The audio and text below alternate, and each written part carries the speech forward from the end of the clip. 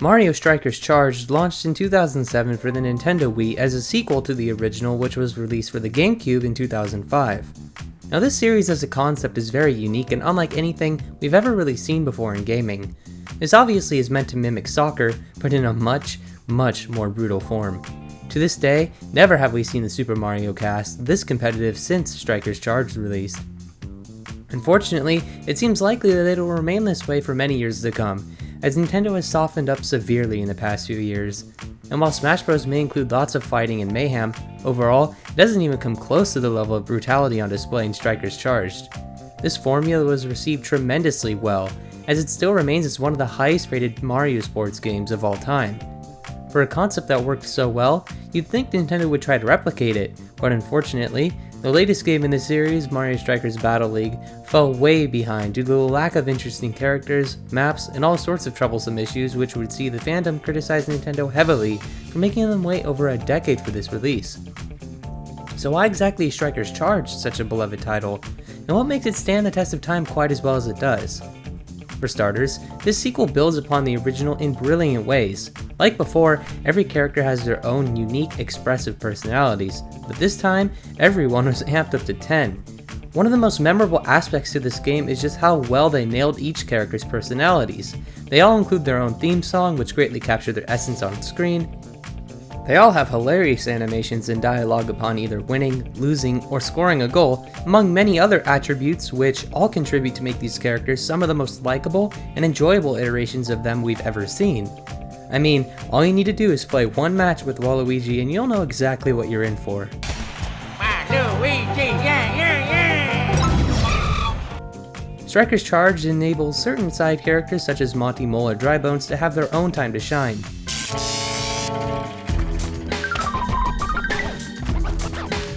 They really did go all out to make this cast as wacky as possible, and I love it. This game's whole style is just incredible and incredibly unique. I mean, just take a look at the character selection screen, or rather, the captain selection screen. Upon choosing a player, they are displayed as a hologram which immediately separates this game from the others.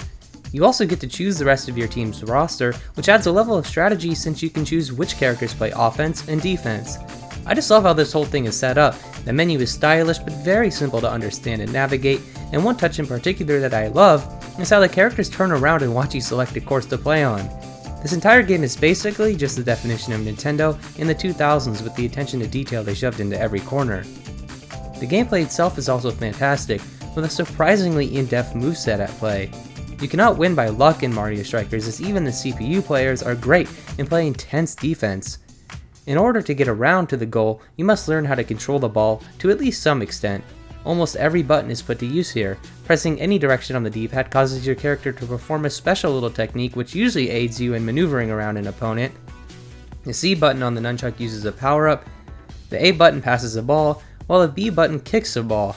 Even the motion controls were used pretty sparingly here, only requiring you to shake the Wii Remote in order to tackle an opponent. The whole thing works great and just feels built for the Wii Remote and nunchuck combination. One thing introduced in this game that wasn't seen in either Battle League or the original is the special shots. In order to pull one of these off, you need to find the right time to hold B, and the longer you hold it down for, the better your shot will be. These charged shots include some of the coolest scenes to ever come out of the Mario franchise.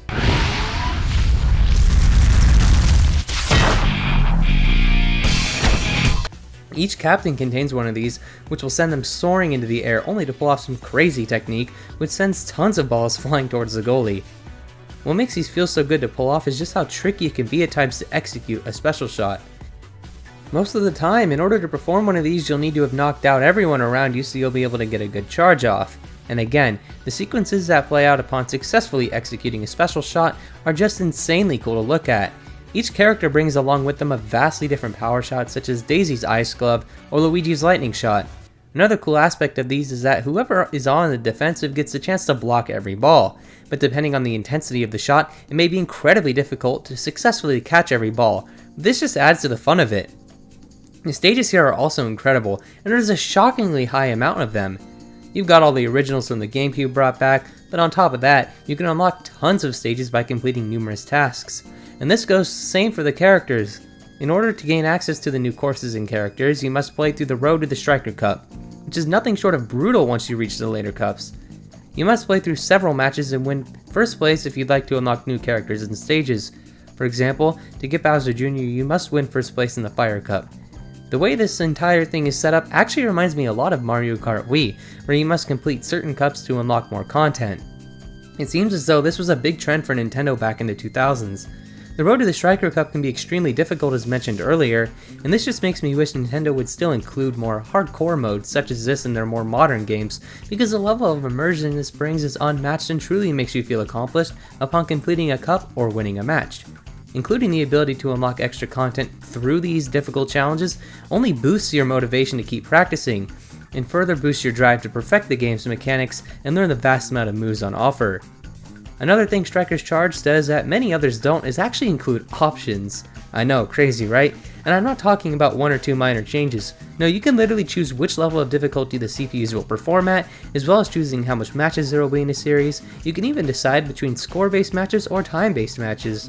This was honestly a big surprise to me the first time I saw it. A surprise to be sure, but a welcome one. One of my favorite parts in this game has to be its music.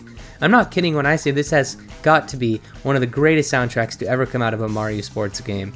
And I have no idea why Nintendo didn't include some of these in Super Smash Bros. Ultimate. It honestly baffles me how great the music is here. As I stated earlier, the characters all have great personal themes, but so do the stages, and even the different menus. If there's one thing everyone loves about Mario games, it's definitely the music. And while this may stray away from the typical sound you'd hear from a classic Mario experience, that doesn't stop this from being one of the most diverse musical scores in Mario history. It's truly fantastic. This game just does everything differently, and it's cool to see some of these characters showing a sort of alter ego that we don't really see anywhere else. I mean, sure, Wario and Waluigi, along with Bowser, just act evil as usual. But characters such as Daisy, Peach, and Luigi act a lot different, bringing with them tons of sass. I like how we get to see this more edgy side of the Mario cast, as it just helps this game stand out even more. It reminds me a lot of Super Smash Bros. Brawl actually. To this day, that is the only Smash Bros. Which made the characters look like they had seen an entire war. Their clothing was dark and their personalities were made to be more intimidating, which is exactly what Striker's Charge did for a completely different activity altogether.